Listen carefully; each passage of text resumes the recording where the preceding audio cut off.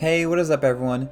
In today's video, I want to talk about something broader than Sea of Thieves. I know that's what I usually talk about on this channel, but something has been going on with Fortnite, and I think it's emblematic of a bigger shift in live service games as a whole. So this week, there's been a bit of drama with Fortnite, and it has to do with exclusive cosmetics. So on Tuesday night of this week, they accidentally released the Paradigm skin into the Fortnite item shop, and this was a skin that was said to be limited time only. They specifically said it was only going to be available during the time of this event that happened back around, I think, 2019, I think. So it's been a long time, about 5 years that this skin has been basically locked as an exclusive. So when they accidentally brought this out, everyone kind of knew it was an accident. Some people, including myself, rushed on the Fortnite to buy this skin because we knew that this was a mistake, and worst case scenario, they probably just refund the money and take back the skin, but at least we got to play around with it for a little bit. Oh, And we just hung out and did it. wait. The What? Paradigm's in the shop. Excuse me?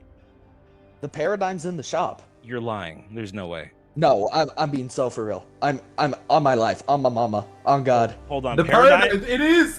Paradigm's in the item She shop? is. Hold on, I gotta hang Actually, on. she actually is. I don't believe you. There's no way Paradigm's in here, bro. No way. There's Yo. actually no Oh way. my god, chat! The Paradigm There is is in the no item way. shop! We haven't. Whoa, jump scare on the bottom. Paradigm! What?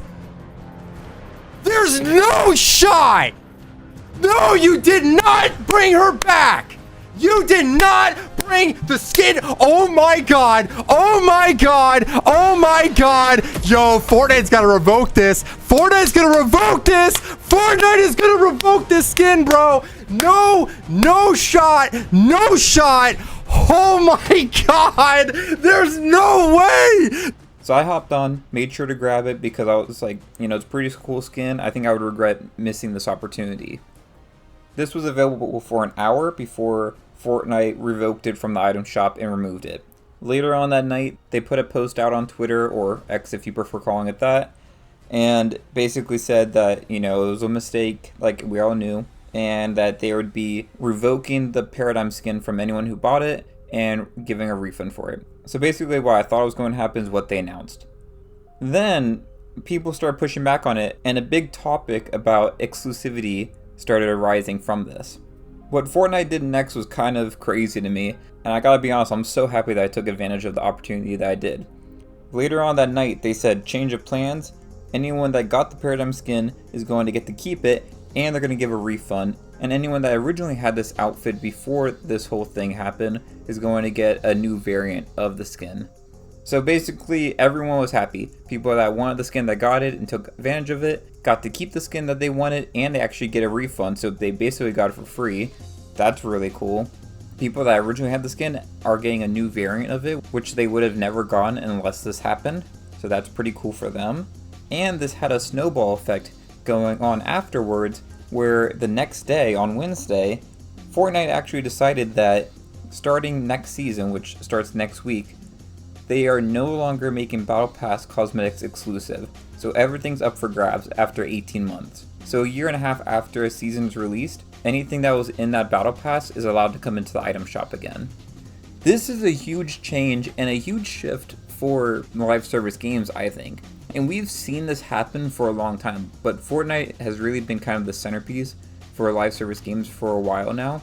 And what Fortnite ends up doing usually ripples across the industry. We saw this with just the inception of Battle Passes as a whole. Basically every live service game, including Sea of Thieves, basically decided that they also needed a season pass. But if you've noticed over the last several years, I would say probably around since like 2020, there's been a shift to move away from exclusives in these live service games. It used to be in games like Fortnite and Sea of Thieves, exclusive cosmetics was a huge driving force in the game. With Sea of Thieves, we used to have tons of exclusive cosmetics, whether it was stuff with products. I remember there was the exclusive cosmetics with, you know, the typical pre-order bundles, but also products like the controller. That's a huge one with the Ferryman set. That's one of the most sought after exclusives. There are other ones that are like the Oreo set that came out recently, and stuff in game like the time limited events for, say, Hunger and Deep campaign or the Cursed Sales event. But if you've noticed with Sea of Thieves over the last few years, they have kind of gone away from these limited time exclusive cosmetics. Most of the stuff that's in the season passes or that are earned from events and other stuff pretty much comes out later on. The last prominent exclusive that I can really think of that was, for a limited time in game that you could get that hasn't come back is the Sovereign Captain's Table that they gave out when they did the big Captain's update like about a year after Season 7. And that was basically a word for anyone that had a captainship that had gone a certain amount of milestones before the cutoff date, where they basically reduced the levels required for everything. But honestly, other than that, there hasn't really been much, and we've seen this with other games too, like Halo Infinite made a big splash when it was released, where they basically said that battle passes don't have a time limit essentially. You can work on whichever ones you want, and they'll basically just release new passes every so often, basically every season, like other games, but you're basically on your own track. You can keep working on it, for however long you want. My feelings are a bit mixed on this shift. On the one hand, I do like exclusivity to a certain extent because I think it gives value to all cosmetics in a game. Similar to how it works in real life, the reason why certain things have value is because of scarcity. For example, if you had like gold bars and you just had an infinite supply of them, then the gold bars would be worthless. There would be no value to them. Kind of the same with cosmetics. The fact that there's certain cosmetics that are harder to get makes it a little bit more valuable. I talked about this in a recent video talking about Sea of Thieves with the premium curses and why I didn't really like them because they didn't really have any achievement tied to it, which basically made them valueless. So to me, I view it similar to exclusives. On the other hand though, some of these cosmetics, they're just really great cosmetics that, a lot of people would love to enjoy, but just can't because of how long they've been gone. My question would be, do they actually like the cosmetic or do they only like it because it's rare?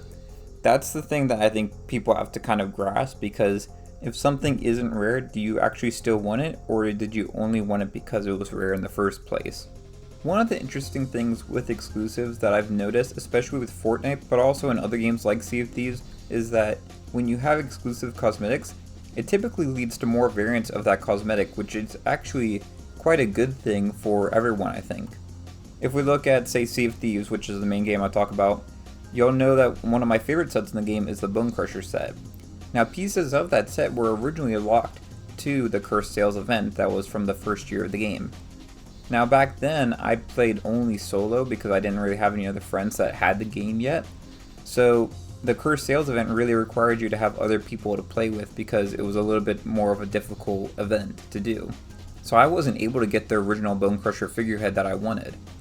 But then a few years later, they decided to do a reskin version of that, and even just recently with Season 13 of Sea of Thieves, we actually got another reskin of the Bone Crusher set.